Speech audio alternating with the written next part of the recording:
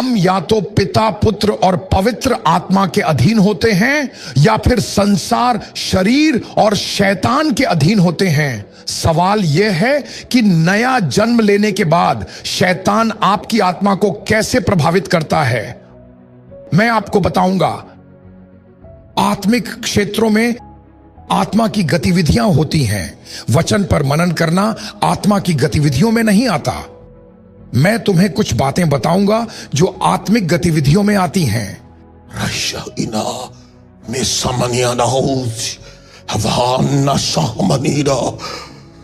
हर समय प्रार्थना में बने रहने की क्षमता और उस स्तर तक बढ़ना जहां से तुम अपनी शक्ति आत्मिक क्षेत्रों से खींच सको, ना कि अपनी भावनाओं से।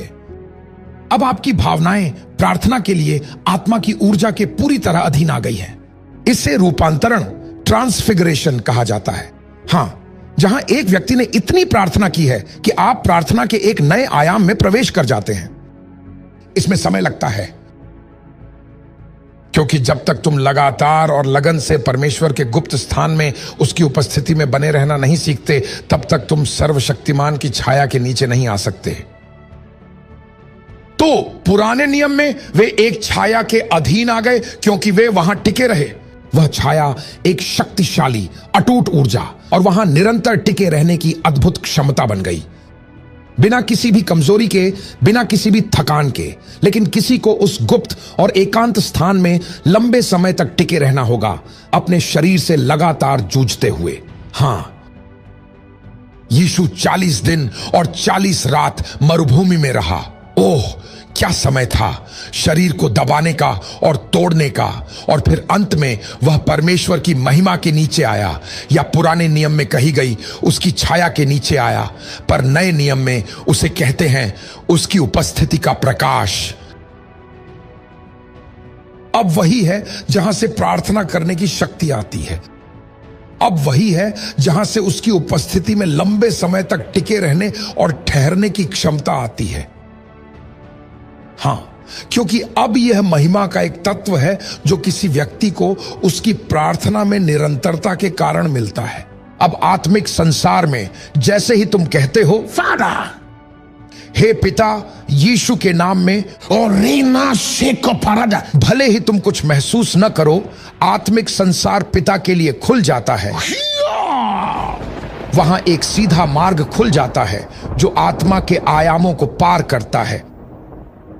शैतान तुम्हारी कंपन और तरंगों को सुन लेता है।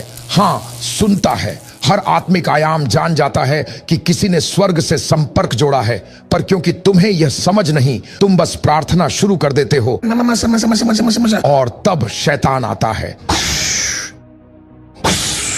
आप जानते हैं वह क्या कर रहा है? वह आपको कमजोरी दे रहा है। भूल गए कि आपको कैंसर है, परमेश्वर आपकी नहीं सुनेंगे।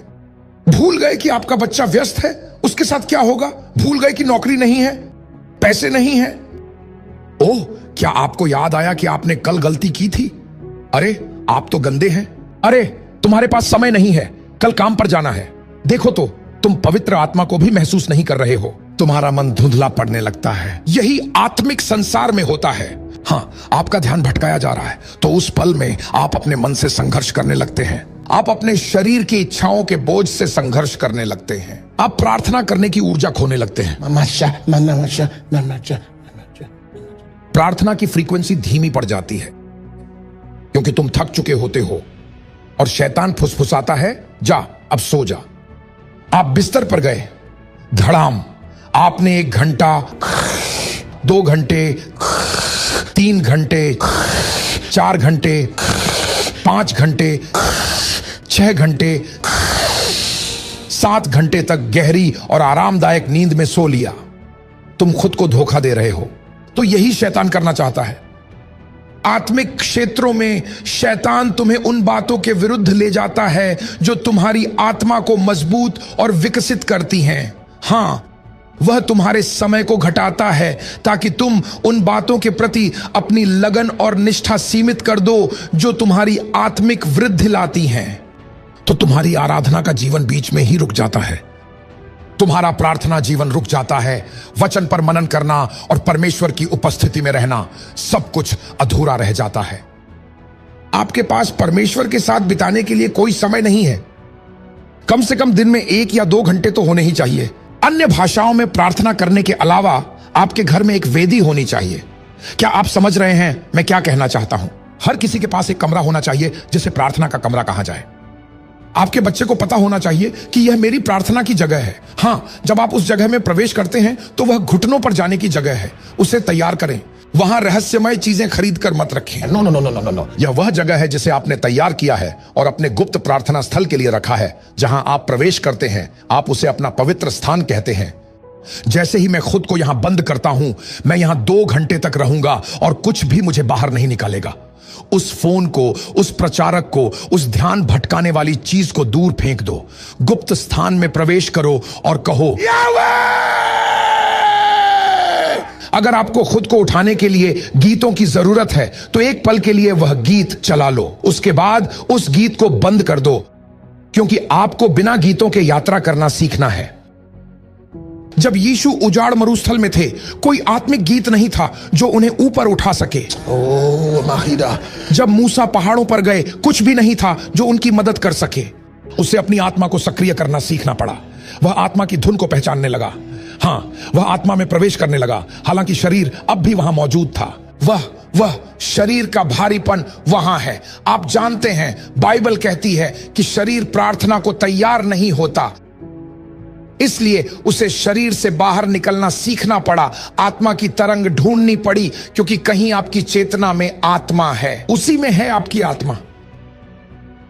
ठीक आपकी चेतना में वहां शरीर का बोझ है जो आपको प्रार्थना नहीं करने देना चाहता। ठीक आपकी चेतना में आपकी कल्पनाओं की इच्छाएं हैं जो विरोधी हैं, जो आपकी प्रार्थना में आत्मविश्वास पर हमला कर रही हैं। इसलिए आपको अपनी आत्मा को खोजना शुरू करना चाहिए। आप खोजना शुरू करते हैं। जैसे ही आपको वह इच्छा महसूस होती है, वहां एक आग होती है। आप उसमें प्रवेश करते हैं। आप उस इच्छा को पहचानते हैं, आप वहां प्रवेश करते हैं। फिर आप ऊपर उठते हैं और अपनी कल्पनाओं और शरीर के बोझ से कट जाते हैं। समझना चाहिए कि मानव चेतना धुंधली होती है, मानव चेतना मिश्रित होती है, यह मिलीजुली होती है। इसलिए आपको वह खोजना चाहिए जो आत्मा का है। जो कुछ भी शरीर का है उसे कुचलें, अनदेखा करें, शांत करें, क्योंकि आपकी चेतना का एक हिस्सा शरीर, अज्ञानता, अंधकार, विरोधी कल्पनाएं, विचार, ऊर्जा है जो आपकी आत्मा के विपरीत है, और साथ ही आपकी आत्मा की ऊर्जा भी है। ये सब एक ही में है। खोजना चाहिए, ट्यून करना चाहिए। ठीक वैसे ही आप अपनी कार में बैठते हैं तो रेडियो स्टेशन ट्यून करते हैं, है ना? आप एयरवेव्स को ट्यून करते रहते हैं जब आप उस खास स्टेशन तक पहुंच जाते हैं जिसे आप सुनना चाहते हैं। जब आप ट्यून कर रहे होते हैं तो आपको अलग अलग स्टेशन मिलेंगे। कुछ पे गाना चल रहा है, रॉक मी बेबी, सेक्स, और कुछ पे आप देखेंगे आप उस फ्रीक्वेंसी से हट जाते हैं। जब आप अपनी चेतना को ट्यून करते हैं तो आप अपने अतीत से गुजरते हैं, आप अपनी बीती गलतियों से गुजरते हैं, आप इच्छाओं से गुजरते हैं। जैसे जैसे आप ट्यून कर रहे हैं, मुझे पता है कि आप संघर्ष कर रहे हैं, लेकिन कुछ कहता है कि हार मत मानो, हार मत मानो, कोशिश करते रहो।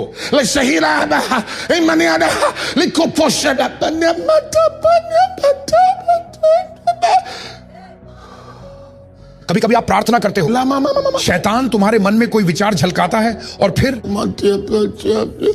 हार मत मानो, कहो यीशु का लहू। आप फिर से आत्मा में उठते हैं। यीशु के नाम में फिर से ऊपर उठो जब तक आप सियोन के स्टेशन को पकड़ नहीं लेते। आप वहीं टिके रहते हैं। क्या आप मेरी बात सुन रहे हैं? आप आत्मा के द्वारा वहीं टिके रहते हैं। आप आत्मा के द्वारा वहीं टिके रहते हैं। बाइबल कहती है, परमेश्वर का वचन सामर्थी होकर बढ़ता गया और विजयी होता गया और विजयी होता गया और विजयी होता गया। लेकिन इसके लिए एक अत्यंत अनुशासित मसीही की आवश्यकता होगी, जो यह भली भांति समझता है कि आत्मिक बातें जानबूझकर और निरंतर विकसित की जाती हैं। जो लोग उसे पूरी लगन और समर्पण के साथ खोजते हैं, उनके लिए निश्चित रूप से एक बड़ा और शाश्वत इनाम है।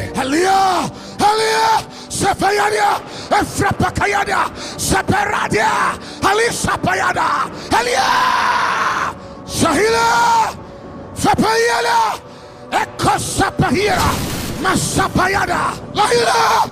Familia. Sepekariada. Yekapaya. Sefria. Sefria. Perika payada. Ento sapane kavayada. Sa emperadia. Evahila. Ehina. Sefahila. Ekabari.